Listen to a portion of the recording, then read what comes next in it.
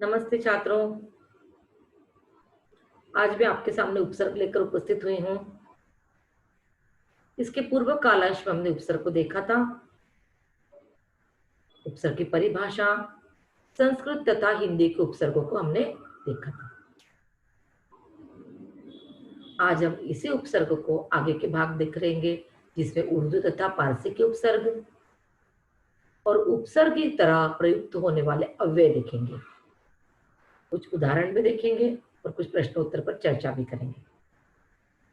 तो छात्रों, आप मुझे बताएं, उपसर्ग की शब्द के योग से बना हुआ है। उपसर्ग दो शब्दों के योग से बना हुआ है, उप और सर्ग। उप का अर्थ क्या होता है? उप का अर्थ होता है समीप यानी पास, और सर्ग का उपयोग, सर्ग का अर्थ होता है निर्माण करना, यानी किसी उपभाग को लेकर एक नया शब्द निर्माण करना, और जिस शब्द में परिवर्तन आता है उसे कहते हैं उपसर्ग। अब हम छोटा सा वीडियो देखेंगे।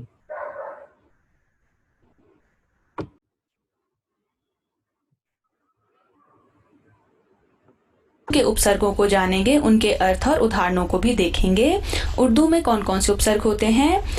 पहला उपसर्ग है ला। ला का अर्थ होता है बिना, और यहाँ है लाचार, लाजवाब, लापरवाह, लापता इत्यादि। अब जैसे यहाँ लापता शब्द है, पता जो है वो कहा जाता है किसी के पते को, किसी का जो निवास स्थान होता है उसका पता होता है, उसे कहा जाता है पता। लेकिन जब लापता कहा तो उसका मतलब है बिना पते के, जिसको पता ना पता हो वो हो गया लापता। उसी तरह से लापरवाह होता है, जैसे परवाह अर्थात किसी के बारे में चिंता करना, लेकिन ला उपसर्ग जुड़ने के बाद ये जो शब्द है वो बन गया लापरवाह, और इसका अर्थ बना जब किसी की परवाह ना हो, बिना किसी चिंता का। उसी तरह से बे जो उपसर्ग है उसका अर्थ भी होता है बिना, और इसके जो उदाहरण है वो है बेकाम, बेअसर, बेरहम, बेईमान इत्यादि।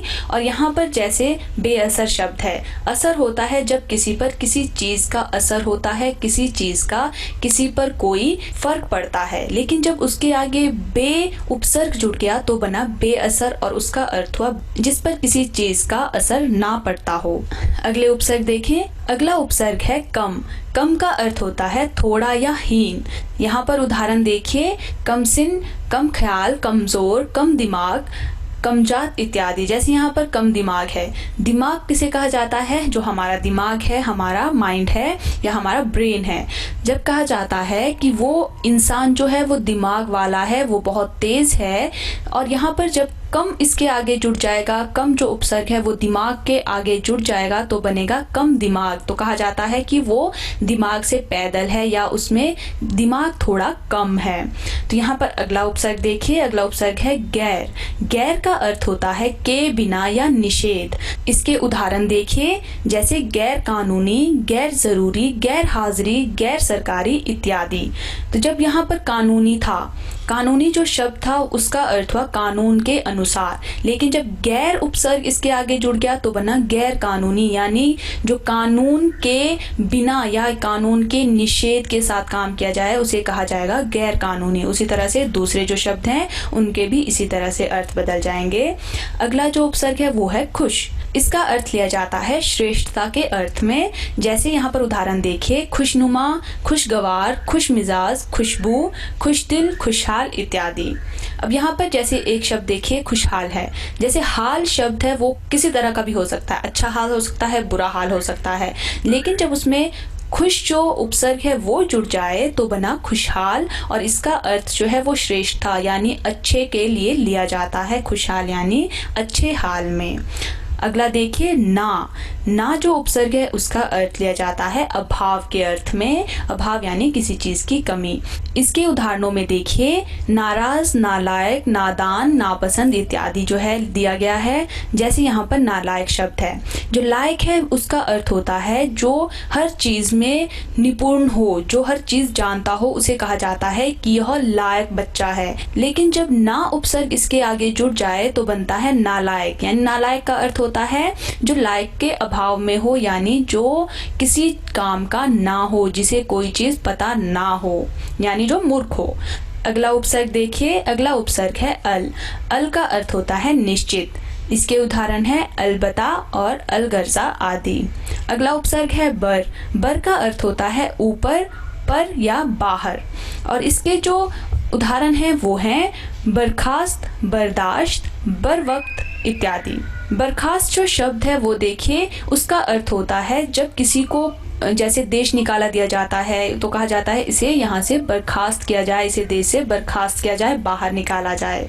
उसी तरह से दूसरे जो शब्द हैं उनके भी अर्थ परिवर्तित होते हैं। अगला शब्द है बिल। बिल का अर्थ होता है के साथ, यानी इसके जो उदाहरण है वो देखिए, बिल आखिर, बिल्कुल या बिल वजह। जैसे यहाँ पर एक शब्द है बिल वजह। बिल वजह से वजह शब्द अलग करेंगे तो वजह का अर्थ होता है किसी चीज का कोई कारण, और बिल वजह हुआ कारण के साथ। तो यहाँ पर बिल वजह जुड़कर जो है अर्थ वही रहा, लेकिन उसके इर्द गिर्द अर्थ वाला कोई नया शब्द बन गया। अगला उपसर्ग है हम। हम का अर्थ होता है बराबर या समान। तो यहाँ पर उदाहरण देखिए, हम उम्र, हमदर्दी, हम पेशा इत्यादि। जो हम उम्र शब्द है, उम्र जो है वो कहा जाता है हमारी एज को, और हम उम्र जो है उसका अर्थ हुआ अपनी एज के साथ वाला। अर्थ वही है, केवल थोड़ा सा इर्द गिर्द अर्थ वाला नया शब्द बना है।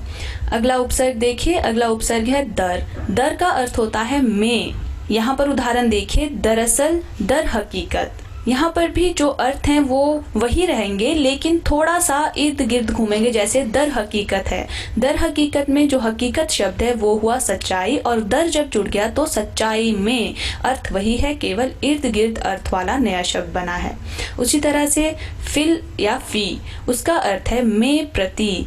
उदाहरण देखिए, फिलहाल या फी आदमी। जैसे फी आदमी है, जब यहाँ आदमी शब्द है उसका अर्थ है किसी व्यक्ति से, और जब फी जुड़ गया तो आदमी के प्रति।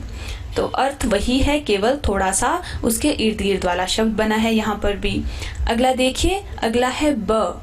ब का अर्थ है और या अनुसार, और इसके जो उदाहरण है वो देखिए, बनाम, बदौलत, बस्तूर या बगैर। अगला जो उपसर्ग है वो है बा। बा का अर्थ है सहित या बाकाए। तो यहाँ पर जो उदाहरण है वो देखिए, वो है बाइज्जत, बाअदब या बामौका। तो बाइज्जत जो है वो देखिए इज्जत। इज्जत शब्द होता है किसी की आबरू, और बा हुआ इज्जत के सहित। यहाँ पर भी जो मूल शब्द का मूल अर्थ था वो वही है, केवल थोड़ा इर्द गिर्द घूमने वाला अर्थ बना है। अगला देखिए, अगला है सर। सर का अर्थ होता है मुख्य, और यहाँ है सरताज, सरपंच, सरकार, सरदार।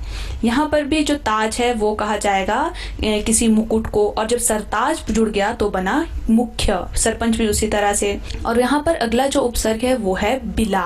बिला का अर्थ भी बिना है, ये हमने पहले भी देखा है।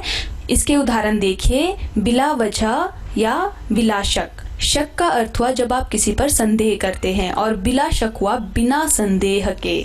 अगला देखिए, अगला है हर। हर का अर्थ होता है प्रत्येक, और यहाँ पर जो उदाहरण है वो देखिए, हर दिन, हर साल, हर एक, हर बार। यहाँ पर जो शब्द है दिन, साल, एक, बार, उनके अर्थ वही रहेंगे, केवल इर्द गिर्द घूमने वाले। यानी बनेगा हर दिन, दिन हुआ एक दिन, लेकिन हर दिन हुआ प्रत्येक दिन, हर दिन। ठीक है, उसी तरह से ये सारे जो शब्द हैं वो भी अपने अपने अर्थों के इर्द गिर्द अर्थ वाले एक नया शब्द बना देते हैं। अब हम जानेंगे अंग्रेजी भाषा के कुछ उपसर्ग। अंग्रेजी भाषा में भी कुछ उपसर्ग होते हैं, हम उन्हें जानेंगे कि कौन कौन से उपसर्ग अंग्रेजी भाषा में होते हैं।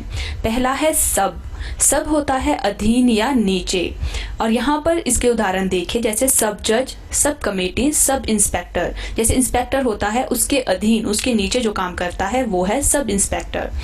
अगला है डिप्टी। डिप्टी होता है सहायक, और यहाँ पर जो उदाहरण है वो है डिप्टी कलेक्टर, डिप्टी रजिस्ट्रार और डिप्टी मिनिस्टर। ये भी है, जैसे कलेक्टर है, कलेक्टर का जो सहायक है उसे कहा जाएगा डिप्टी कलेक्टर। उसी तरह से दूसरा है वाइस। वाइस जो उपसर्ग है उसका अर्थ होता है सहायक, और यहाँ पर इसके उदाहरण देखिए, viceroy, vice chancellor, vice president. तो यहाँ पर भी जैसे वाइस चांसलर है, चांसलर जो है उसका जो सहायक होगा उसे कहा जाएगा वाइस चांसलर। तो अगला देखिए, अगला है जनरल। जनरल जो है उसका अर्थ है प्रधान। यहाँ पर उदाहरण देखिए, जनरल मैनेजर, जनरल सेक्रेटरी। तो यहाँ पर प्रधान यानी जनरल मैनेजर, जो मैनेजर है उससे ऊपर वाला जो मैनेजर होगा उसे कहा जाएगा जनरल मैनेजर, यानी जो प्रधान मैनेजर होगा। अगला है चीफ। चीफ का अर्थ है मुख्य। यहाँ पर उदाहरण देखिए, chief minister, chief engineer, chief secretary. तो यहाँ पर जैसे चीफ मिनिस्टर है, जो मिनिस्टर है उससे जो ऊपर का मिनिस्टर होगा उसे कहा जाएगा चीफ मिनिस्टर, यानी प्रमुख जो मिनिस्टर है। अगला है हेड। हेड भी कहा जाता है मुख्य को, यानी मास्टर का जो मुख्य है, जो मास्टरों के ऊपर रहता है, मास्टरों पर ध्यान रखता है, उसे कहा जाएगा हेड मास्टर। उसी तरह से हेड क्लर्क। ये कुछ थे अंग्रेजी के उपसर्ग। अब कुछ ऐसे शब्द भी होते हैं जो उपसर्गों का एक साथ प्रयोग करके बनते हैं, यानी एक उपसर्ग ना होते हुए वहां पर दो उपसर्ग जो है आपस में जुड़कर उस शब्द का निर्माण करते हैं। किस तरह से? जैसे प्रत्युपकार। प्रत्युपकार जो शब्द है वो बना है प्रति और उप उपसर्ग के जुड़ने पर कार शब्द के आगे, यानी कार जो शब्द है उसके आगे प्रति और उप दो उपसर्ग जुड़ने पर बना प्रत्युपकार। उसी तरह से सुसंस्कृत। सुसंस्कृत में सु उपसर्ग और सम उपसर्ग जो है कृत शब्द के आगे जुड़ा, उससे बना सुसंस्कृत। अगला है अनाहार। अनाहार जो शब्द है वो बना अन और आ उपसर्ग के हार शब्द के आगे जुड़ने से। हार जो शब्द है उसके आगे जब अन और आ जुड़ा तो बना अनाहार। अगला है समाचार। समाचार शब्द भी बना है दो उपसर्गों के जुड़ने से। क्या कौन कौन से? चार जो है वो एक शब्द था, उसके आगे लगा सम और आ, फिर बना समाचार। अगला है असुरक्षित। असुरक्षित भी दो उपसर्गों के जुड़ने से बना है। रक्षित शब्द के आगे अ और सु जुड़ने से बना असुरक्षित। सुसंगठित। सुसंगठित भी सु और सम उपसर्गों के गठित शब्द के आगे जुड़ने से बना है सुसंगठित। अगला है अनियंत्रित। अनियंत्रित भी अ और नी जो उपसर्ग हैं उनके यंत्रित शब्द के आगे जुड़ने से बना है, फिर बना पूरा अनियंत्रित। अगला है अप्रत्यक्ष। जो अप्रत्यक्ष है वो शब्द भी अक्ष शब्द के आगे अ और प्रति दो उपसर्गों के जुड़ने से बना है अप्रत्यक्ष। इस भाग में हमने हिंदी, संस्कृत, उर्दू, अंग्रेजी के साथ साथ ऐसे शब्दों को भी जाना है जो दो उपसर्गों के जुड़ने से बने हैं। आशा करते हैं कि जब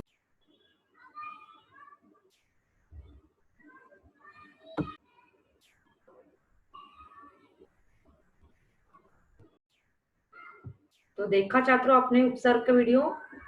इसमें आपने उर्दू तथा फारसी भाषा के उपसर्ग देखे और दो और एक या दो उपसर्ग लगकर जो शब्द बनते हैं वो भी हमने देखे। तो अब हम इसी के ऊपर चर्चा करेंगे। अब हम देखेंगे उर्दू तथा फारसी के उपसर्ग।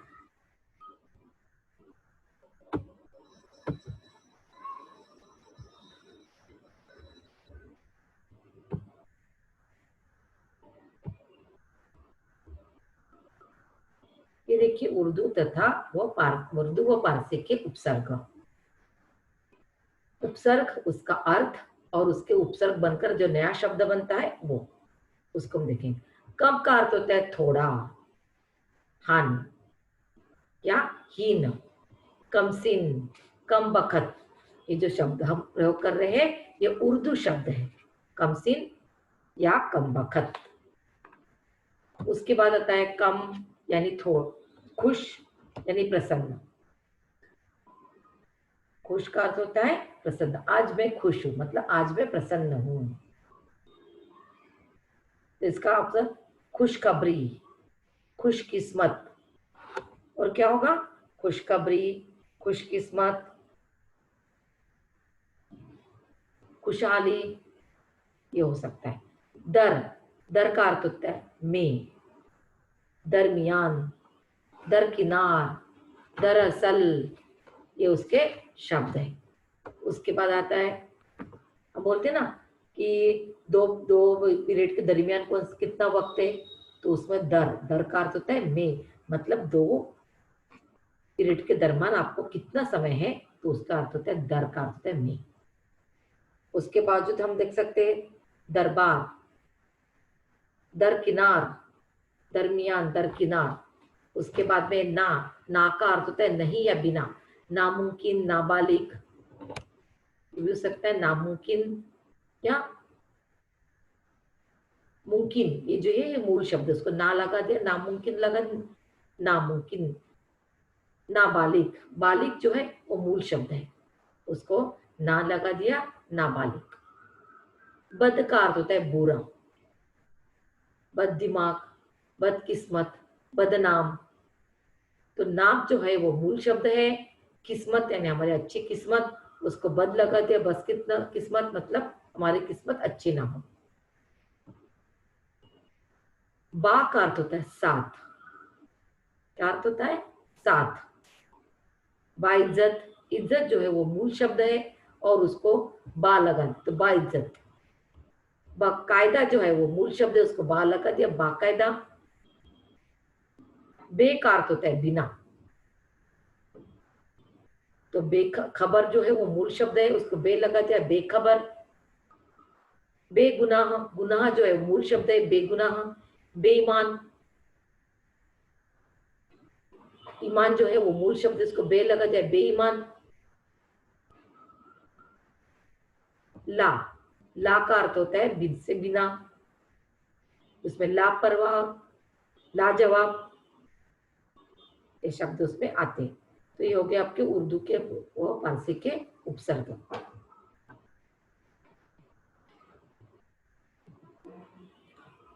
और हम एक एक जैसे साथ, हम साथ, हम साथ साथ है बोलते हैं ना, हम सफर, सफर जो है मूल शब्द है और हम जो है उसको लोग उपसर्ग लगा देंगे तो हम सफर मतलब साथ में चलने वाला। हम राही, हम शक्ल, एक जैसी शक्ल होने वाला, शक्ल जो है वो मूल शब्द है और हम लगा दे, हम शक्ल, एक जैसे शक्ल वाला। हर मतलब प्रत्येक, प्रत्येक व्यक्ति, हर एक, हर काम, हर दिन, हर रोज। तो हर का अर्थ होता है प्रत्येक, तो उसको एक को लगा दिया तो हर एक हो जाएगा, प्रत्येक व्यक्ति, हर काम, प्रत्येक काम, हर दिन, प्रत्येक दिन। एन, ठीक या पूरा, एन वक्त, एन क्या होता है? ठीक या पूरा, एन वक्त पर आ गई। एन मौका, एन मौके पर आ गए, दूसरा शब्द ये भी हो सकता है। और आगे आपका उपसर्ग, उपसर्ग की तरह प्रयुक्त होने वाले संस्कृत के अव्यय।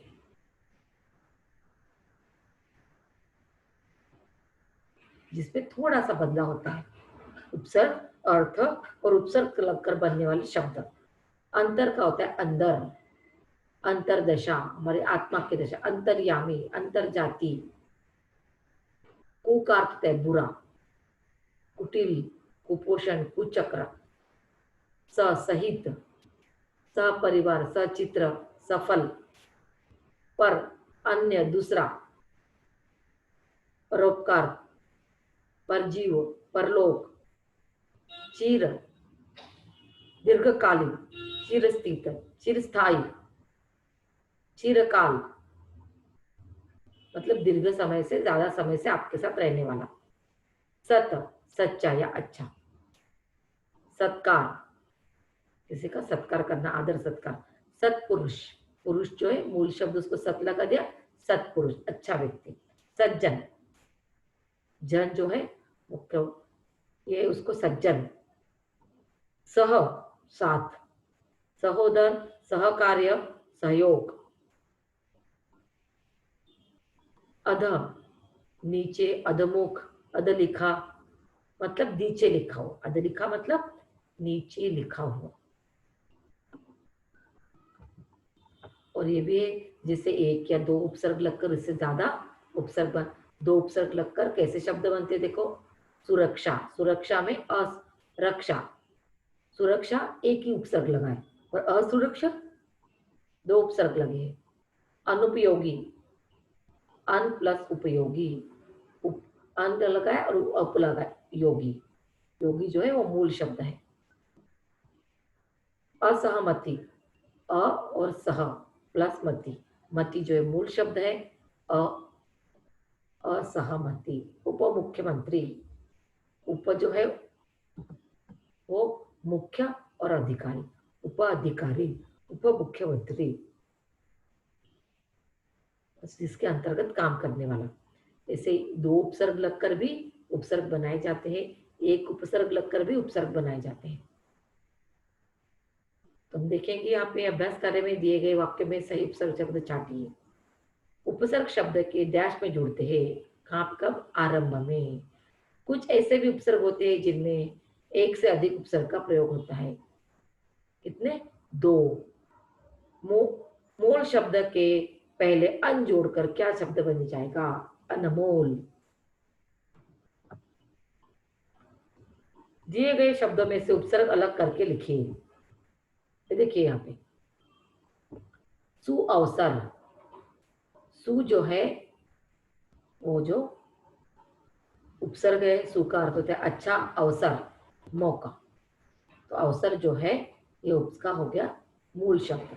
सु अवसर अच्छा मौका। काम, काम क्या है? मेन उपसर्ग मुख्य शब्द है, स लगा दिया, स का अच्छा काम। हत्या जो है वो मूल शब्द है, उसको निहत्या, हत्या न करने वाला। प्रवचन, प्र जो है वो उपसर्ग है, वचन मतलब आपके शब्द, आपके बोल, तो बोल गया प्रवचन, तो इसके प्र जो है उपसर्ग है। अज्ञान, ध्यान, जिसको किसी भी विषय का ध्यान होना, उसको अ लगा दिया, अज्ञान, अज्ञान, इसका अर्थ होता है जिसे किसी चीज का पता ना हो। आमरण, मरण मुख्य शब्द है, उसको आवरण लगा दिया, तो जीवन भर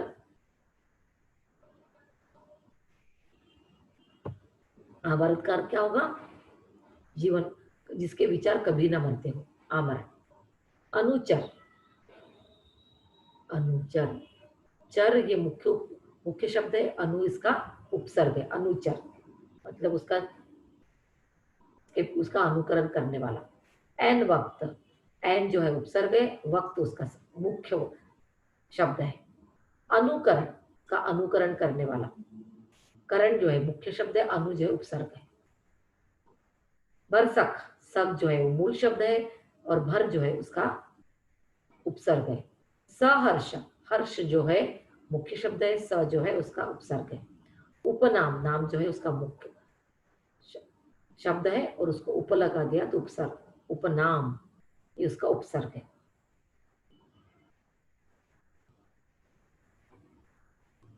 देखो भवदेश क्रम शब्दों में अनु उपसर्ग लगाकर नए शब्द बनाइए। अनु का अर्थ क्या होता है? अनु का अर्थ होता है अनु को लगाना है। अनुभव, अनुदेश, अनुक्रम, तो क्या बनेगा?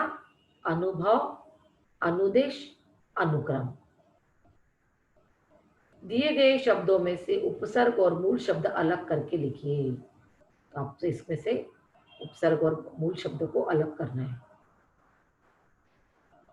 तो ये है लापरवाह, तो परवाह जो है वो मूल शब्द है और ला जो है उपसर्ग है। सत्कर्म, कर्म जो है वो मूल शब्द है और सत जो है उपसर्ग है। सुगम, गम जो है वो मूल शब्द है, उसको सु लगा दिया, सुगम। कुटिल, तिल जो है वो मूल शब्द है और कु लगा उपसर्ग लगा दिया, कुटिल बन गया। दुर्गम, गम गम जो है वो मूल शब्द है, दुर लगा दिया, दुर्गम। र यहाँ पे र की मात्रा, दुर्गम। परोपकार, ये परोपकार, पर जो है वो उपसर्ग है, उपकार जो है उसका मूल शब्द है। भरमार, मार जो है वो उपसर्ग है, मूल शब्द है, भर जो है उसका मार है। अधिनायक, नायक जो है उसका मूल शब्द है, अधि उसका उपसर्ग है। तो ये हो गए आपके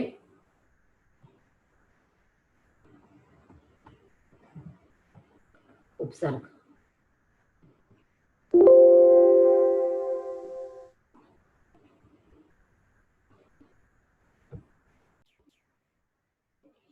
तो छात्रों आज जो हमने पढ़े संस्कृत के उर्दू तथा फारसी के उपसर्ग और उपसर्ग के जैसे प्रयुक्त होने वाले अव्यय। तो छात्रों आज आशा करती हूँ कि आज का आपको उपसर्ग समझ में आया होगा। अब अगले भाग में हम फिर से नए विषय के साथ उपलब्ध मिलेंगे। तब तक के लिए धन्यवाद।